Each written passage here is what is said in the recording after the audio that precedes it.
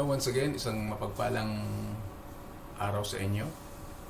A blessed and a wonderful day sa inyo lahat. Muli sa araw na ito, ating pong tatalakayin at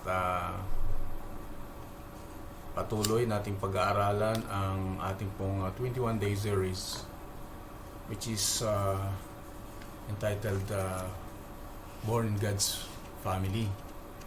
So, yesterday, atin pong tinalakay ang patungkol po sa born to reverence. That was our day 16. So, today is our day 17. Ilan na lang matatapos na ito, no?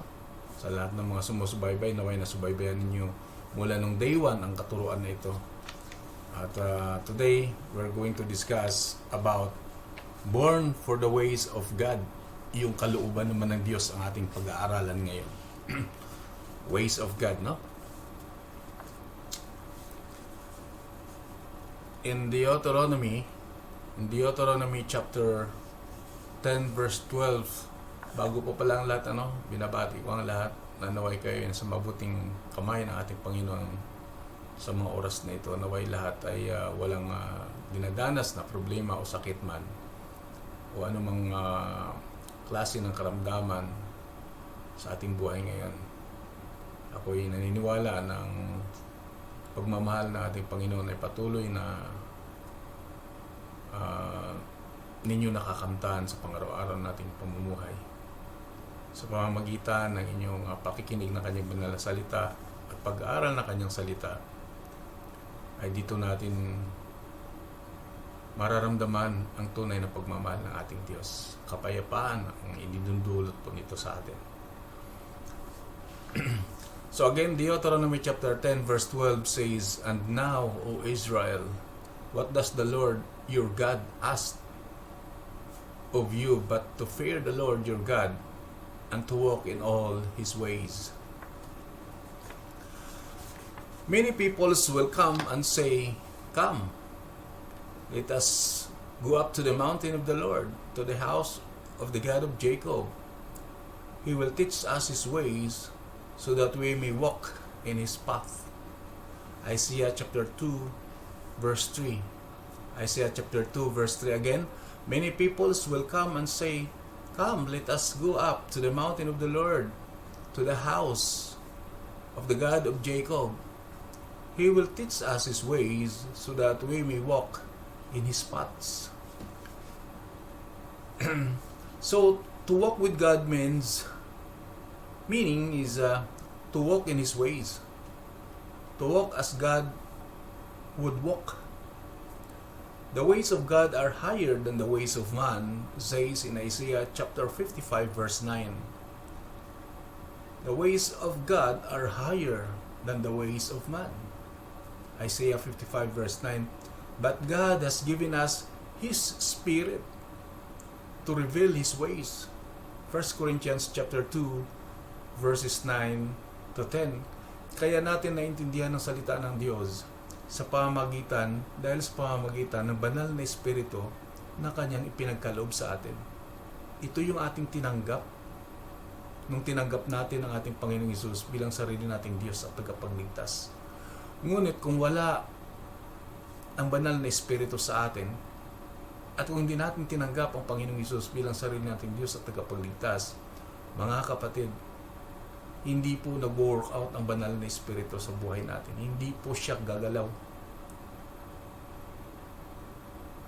Hindi po siya totally nag-a-activate o mag-a-activate para sa atin. Kasi ang basihan po dito, kinakailangan manahan muna ang ating pananampalataya sa ating Panginoong Hesus at tanggapin siya bilang sarili nating Diyos at tagapagligtas. Then, saka pa lang natin ito'y mararamdaman ng banal na Espiritu ang siyang palang kumikilos sa buhay natin.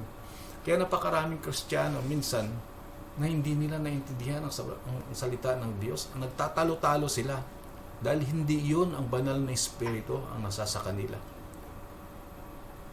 Mapapansin ninyo, no? Tingnan ninyo, no?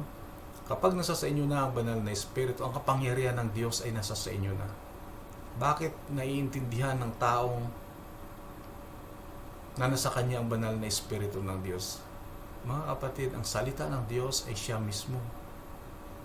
In the beginning was the Word, and the Word was with God. He was God. In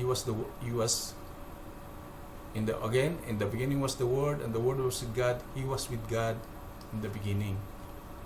So, malinaw na yung salita ng Diyos ay Diyos mismo. Kaya makakapag-interpret lang ng salita ng Diyos ay ang Diyos din, which is ang banal na Espiritu. Nakuha po natin, naintindihan po natin. So, 2 ways to walk. Dalawang bagay upang tayo lumakad sa ating Panginoon. 2 ways to walk. Matthew chapter 7 verses 13 to 14. Matthew chapter 7 verses 13 to 14 says, "Enter through the narrow gate, for wide is the gate and broad is the road that leads to destruction, and many enter through it. But small is the gate and narrow the road that leads to life, and only a few find it." Okay. First is the broad way. The broad way. From the time of the original temptation, mankind has chosen a way separate from God. Makikita po natin sa Romans chapter 1 verses 18 to 32. Mahaba po ito, no? Most of mankind has chosen the broad way. Gusto po nila talagang itong malaking daan, no? Gusto nilang papasukan. In all its different forms of philosophy and religion, sa kanila pong kaparaanan, no? Ito po yung kung iambing natin sa buhay natin, binibigyan natin ng solusyon ng ating mga problema sa sarili nating kaparaanan, and this is what we are talking about, the broad way. Dito gusto-gusto ng mga taong gawin, no? At mas ninanais pa nilang mabigyan ng solusyon ng kanilang mga problema sa mabilisan na paraan, at yun nga, marami pong nauhulog dito, kumakapit sa patalim because of this kind of how they walk it by their own way, no? Sabi nga, most of mankind has chosen the broad way in all its different forms of philosophy and religion. This is the easy way because it caters to self-interest in its many expressions. Ang sabi po sa Isaiah chapter 55 verse 7, "Let the wicked forsake his way, and let evil man his thoughts. Let him turn to the Lord, and He will have mercy on him, and to our God, for He will freely pardon." Again, that is the broad way. Now we are going to talk about the narrow way. The narrow way. Psalm 86 verse 11 says, "Teach me your way, O Lord, and I will walk in your truth. Give me an undivided heart, that I may fear your name." Jesus called this way a narrow way because it is totally focused on the way the Lord walks. This narrow way is delightful path filled with blessing, fulfillment, and joy. In order to follow Him, we must keep our eyes focused on Him. Hebrews chapter 12 verse 2. By focusing on Jesus, we avoid distractions from the paths of righteousness in which He leads us. Psalm 23 verse 3. And in Psalm 119 verse 32 says, "I run in the path of your commands, for you have set my heart free." Again, I run in the path of your commands, for you have set my heart free. Psalm 119 verse 2. And standing at the crossroad, Jeremiah chapter 6 verse 16 says, "Stand at the crossroads and look. Ask for the ancient paths, ask where the good way is, and walk in it, and you will find rest for your souls." Kapag talaga kaparaanan ng Panginoon, talagang tayo ay magkakaroon ng panatag na pamumuhay. Many times, the nation of Israel wandered off the ancient paths of God by following other gods. Hanggang ngayon naman, dami pa rin talagang matitigas ang ulo. No? Talagang sumusunod pa rin sa mga Diyos-Diyosan. Other gods. No? Pinanampalatayaan ang mga bagay na ginawa ng Diyos. Ngunit yung gumawa ng mga bagay ay ayaw nilang pananampalatayahan. Mas gusto nilang luhuran ang mga gawa ng tao. Isa Diyos ang gumawa ng tao. Nire-reject natin ang ating Creator, the maker of everything.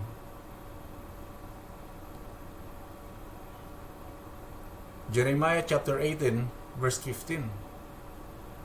Jeremiah chapter 18 verse 15. But when Jesus came into the world, He declares Himself as the way. In John 14:6. Diyan po sa aking simula, John 14:6. In which we will find rest for our souls in Matthew chapter 11 verses 28 to 29. In the footsteps of Jesus,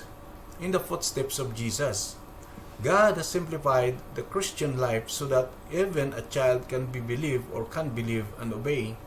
In Matthew chapter 18 verses 2 to 4. Matthew chapter 18 verses 2 to 4.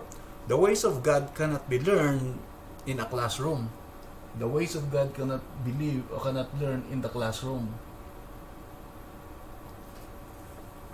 We learn God's ways by following Jesus. Kahit anong turo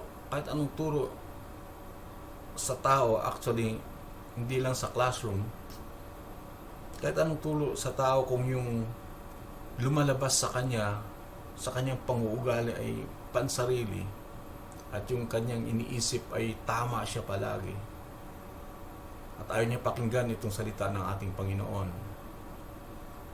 ay talagang wala talagang patutunguhan itong taong ito, no? Dahil ang gusto niyang kaparaanan ay yung kanya, hindi yung kaparaanan ng ating Panginoon. That means that he has this talagang pride sa kanya pong puso, no? Ayaw niya talagang i-withdraw, ayaw niya talagang isuko ito, no? Proverbs chapter 4 verse 18 says that the path of the righteous is like the first gleam of dawn, shining over brighter till the full light of day. Proverbs chapter 4 verse 18. The path of the righteous is like the first gleam of dawn, shining ever brighter till the full light of day. Mapapansin natin kapag ang isang tao ay may kabanalan sa kanyang pamumuhay, kapag siya ay dumaan sa harapan ng mga taong gumagawa ng masasama, siya ay umiilaw, di ba? Talagang ang kanyang mga pananalita, ang kanyang mga pagkilos, pananamit, at kung tutunghayan natin ang kanyang pamumuhay, napakaganda tingnan. Yun yung ilaw, no?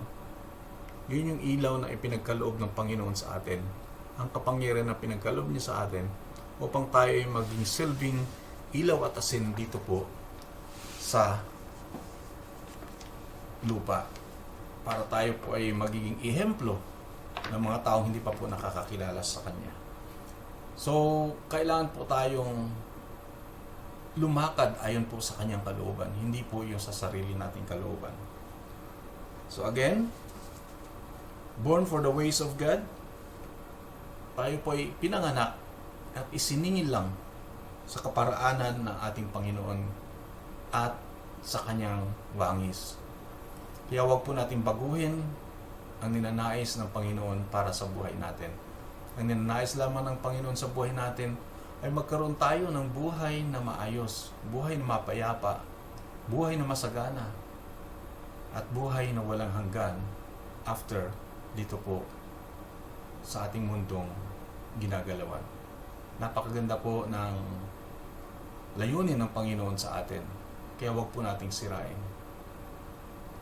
Kung dati man ay natataliwas po tayo sa ating pamumuhay, At ngayon ay nakakaranas na po tayo ng presensya ng ating Panginoon. Huwag na po tayong bumalik dun sa dati nating buhay. Dahil alam natin na ang ating Panginoon ay patuloy na namumuhay. At ang kanyang pangako sa atin ay hindi nagbabago. Ganun tayo kamahal ng ating Panginoon. Huwag na po nating sayangin. Isurrender na po natin ang lahat ng mga bagay na sa tingin natin ay hindi makakapagbigay lugod sa ating Panginoon. Ang kaparaanan na po ng Panginoon ang ating sundin. Huwag po yung sarili ng ating kaparaanan. Kung may mga plano man tayo sa ating mga buhay, isanggunin natin palagi sa ating Panginoon. May mga bagay na hindi po natin naiintindihan na nangyayari sa ating mga buhay. Ngunit ang Diyos ay alam po niya lahat ang mga nangyayari at mangyayari pa sa buhay natin.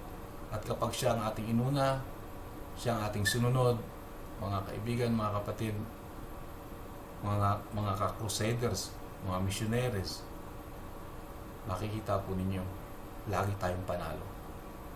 God said, where my spirit is, there is freedom, there is victory, there is liberty, there is love, joy, peace sa ating buhay bilang Kristiyano. God bless everyone at isang mapagpalang araw sa inyo lahat.